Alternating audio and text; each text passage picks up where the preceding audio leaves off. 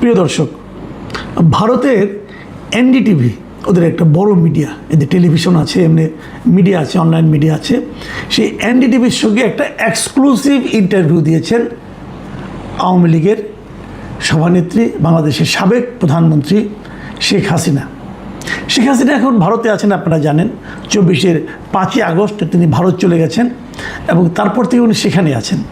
তাকে এর মধ্যে ফিজিক্যালি একবারও দেখা যায় নাই, উনি কখনো বাইরে আসেননি, ওনার কোনো ছবিও দেখা যায়নি। উনি কোথায় আছেন, কিভাবে আছেন, এটা সুনির্দিষ্টভাবে কেউ বলতে পারেন না।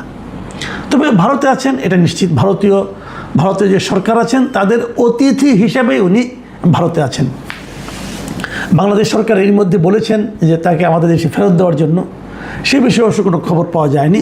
তো উনি ওখানে বসে এনডিটিভিকে একটা এক্সক্লুসিভ ইন্টারভিউ দিয়েছেন এবং ইন্টারভিউটা নেওয়া হয়েছে এভাবে, ওখানে কোনো শেখ হাসিনার বর্তমান সময়ের কোনো ছবিও ছাপা হয়নি।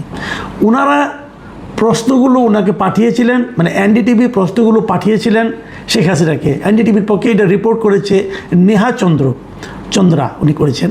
আজকেই 29শে জুন এটা এনডিটিভিতে প্রচারিত হয়েছে, মানে গভীর রাতে আর কি, আমাদের সময় 28 তারিখ দিবাগত রাত 12টা 27 মিনিট এটা ওরা অন এয়ার করেছে।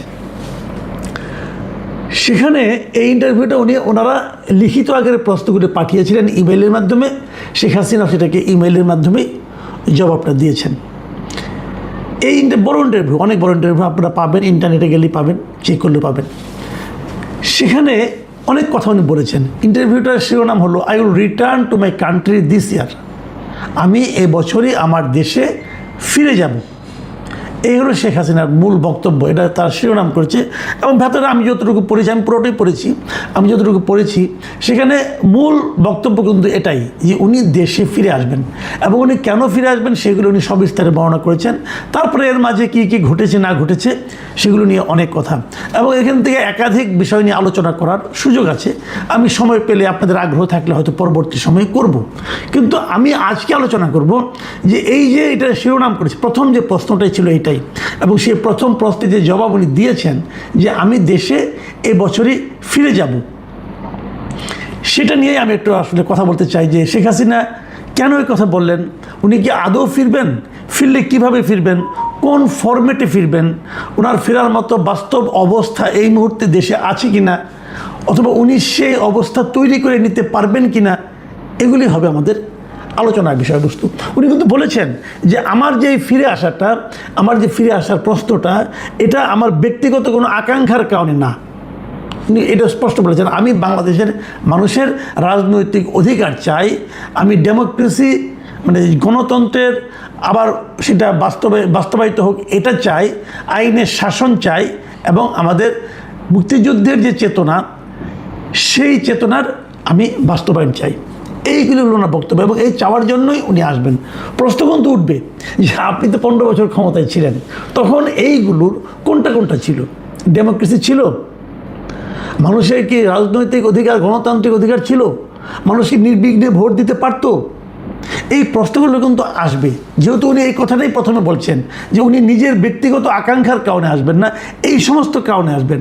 তো এই সমস্ত কারণে যেটা আপনি জনগণকে দিতে চাচ্ছেন, যখন আপনি ক্ষমতায় ছিলেন তখন কি আপনি এগুলো দিতেন? এটা কিন্তু মানুষের রাজনৈতিক অধিকারকে আপনি দিতেন না। এখন আপনি বলবেন যে আমি তো আমার রাজনৈতিক অধিকার পাচ্ছি না, এটা সত্য, আপনিও পাচ্ছেন না। যে অন্যায়টা আপনি করেছেন সেই অন্যায়টা আপনার দলের প্রতি কিন্তু এখন করা হচ্ছে। যারা এখন ক্ষমতায় আছেন, যারা বিরোধী দলে আছেন, জামাত ইসলাম বলেন, এনসিপি বলেন, তারা যে কথাই বলুক না কেন, আমি ব্যক্তিগতভাবে মনে করি যে আওয়ামী লীগকে সেই রাজনৈতিক অধিকারটা দেওয়া হচ্ছে না, এবং এটাকে আমার বিবেচনা গণতন্ত্র বলে না। যাই হোক, সেটা অন্য প্রসঙ্গ, ওই আলোচনায় পরে আসি। আমরা বরং দেখতে চাই যে শেখ হাসিনা যদি ফিরতে চান, উনি কীভাবে ফিরবেন, বাস্তবতাটা খেয়াল করেন। শেখ হাসিনা তো এরই মধ্যে ওনার বিরুদ্ধে একটা মামলা রায় হয়েছে, সেই মামলায় ওনার বিরুদ্ধে ফাঁসির দণ্ডাদেশ দেওয়া হয়েছে।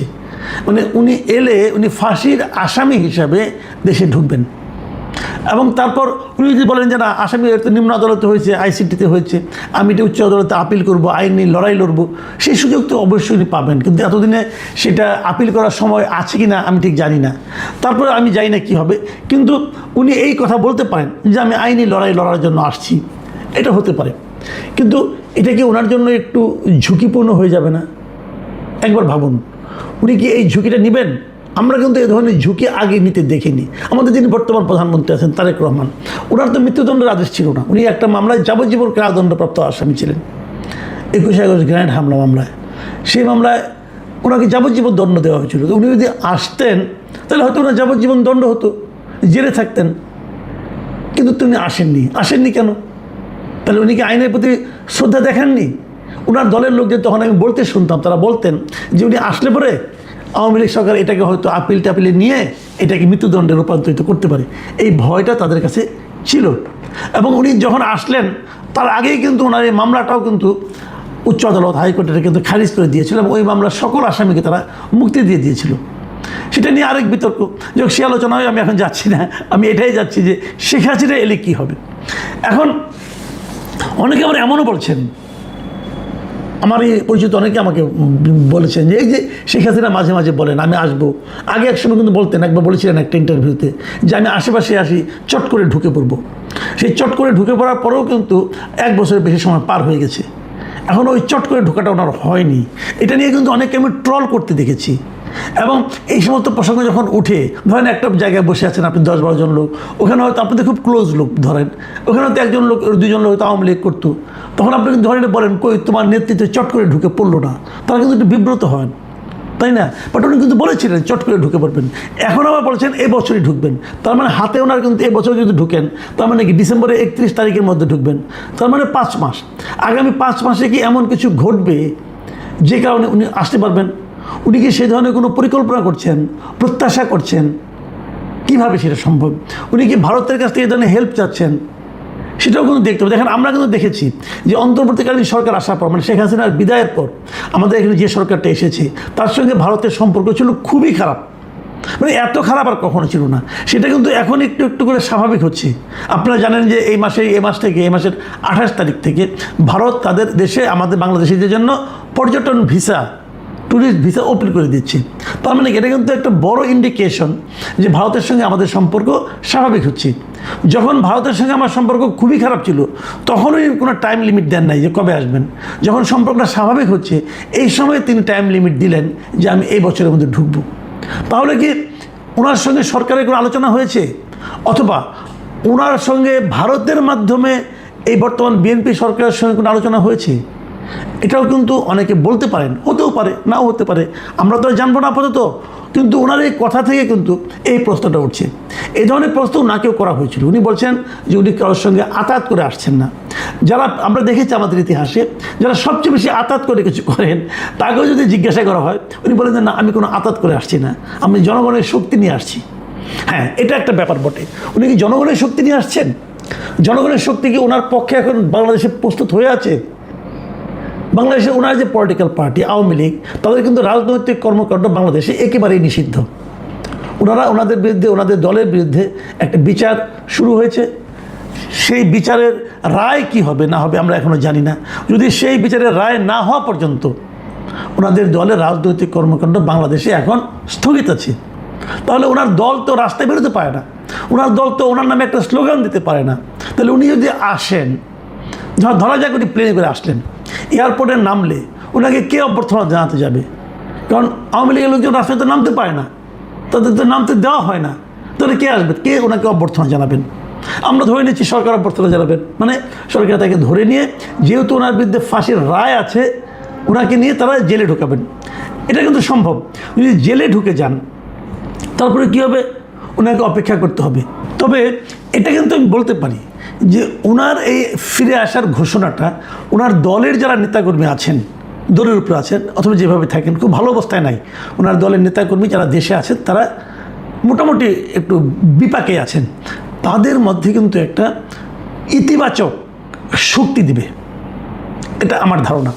মনে করেন ওনারা কিন্তু প্রায়ই বলেন যে আমরা খুব শিগগিরই ফিরে আসব, আমরা মাঠে থাকবো, মাঠে তো আমরা এখনই আছি, আরও দ্বন্দ্ব প্রতাপের সঙ্গে থাকবো, আমাদের নেতারা ফিরে আসবেন, এগুলো ওনারা প্রায় বলেন। তার মধ্যে যখন শেখ হাসিনার এই কথাটা আসে যে আমি ডিসেম্বরের মধ্যে ফিরে আসব, একটা সময়সীমা নির্ধারণ করে দেওয়া হয়, তখন বুঝতে হবে এটা তাদের মধ্যে একটা ইতিবাচক শক্তি যোগাবে, এতে কোনোই সন্দেহ নাই। কিন্তু তার একটা নেতিবাচক দিকও আছে।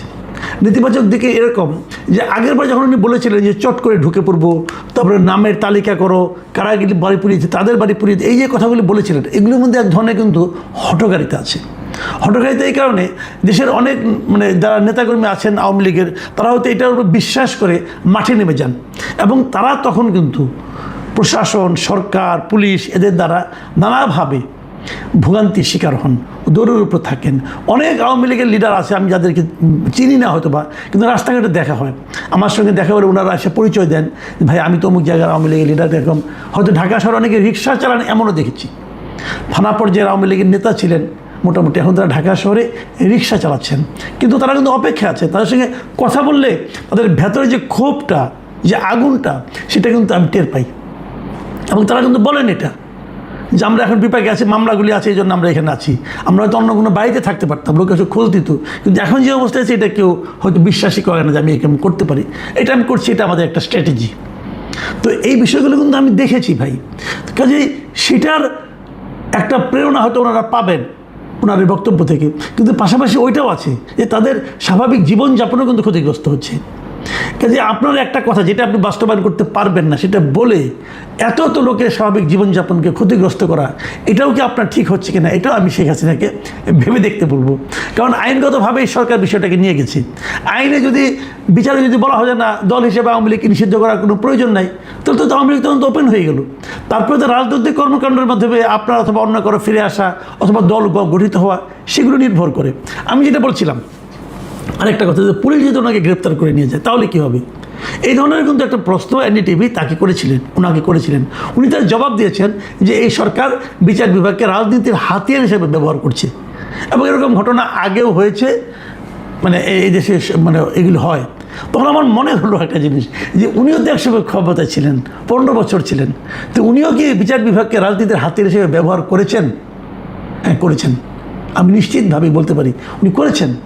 যে আইসিটিতে ইন্টারন্যাশনাল ক্রাইম ট্রাইব্যুনাল ওনার বিচার হলো, আরও বিচার হচ্ছে, একটা তো হয়ে গেল, সেই ট্রাইব্যুনালকেও কিন্তু উনি রাজনৈতিকভাবে ব্যবহার করেছেন, উনিই করেছেন, অনেককে ফাঁসি দিয়েছেন উনি সেখানে।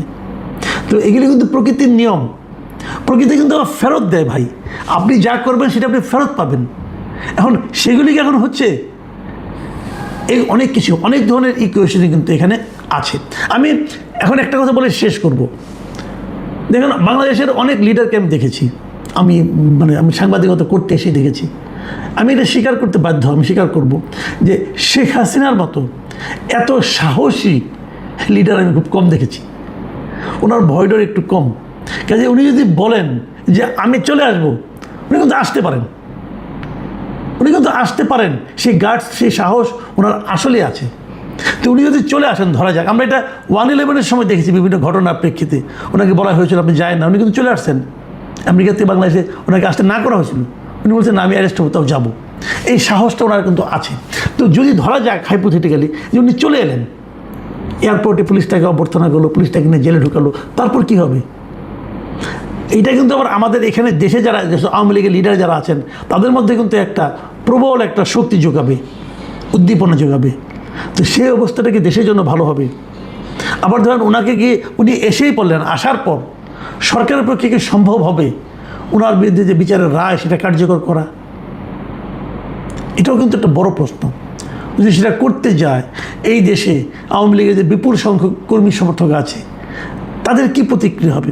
সেই প্রতিক্রিয়া কি সরকারের পক্ষে ধারণ করা সম্ভব হবে? এগুলো নানা ধরনের ইকুয়েশন কিন্তু আছে। যদিও আমি দেখলাম সরকারের অনেকে বলছেন যে শেখ হাসিনা যে আশার কথা বলেছেন এটা রাজনৈতিক স্ট্যান্ডবাজি একটা, এটার আসলে কোনো ভিত্তি নেই, এমনি একটি চমক সৃষ্টি করার জন্য হতে পারে, আবার নাও হতে পারে। যারা শেখ হাসিনাকে আসলেই চেনেন তাদের মধ্যে অনেকের কাছে মনে হবে এটা হতেও পারে, কোনো ধরনের চমক সৃষ্টি নয়, উনি যা বলেছেন মিন করে বলেছেন। আমি জানি না কোনটা কী শেষ পর্যন্ত কী হবে, কিন্তু আমি এটা অন্তত বলতে পারি যে এই ঘটনাকে কেন্দ্র করে, ওনার আসতে চাওয়ার কথাকে কেন্দ্র করে এই দেশের রাজনীতিতে হয়তোবা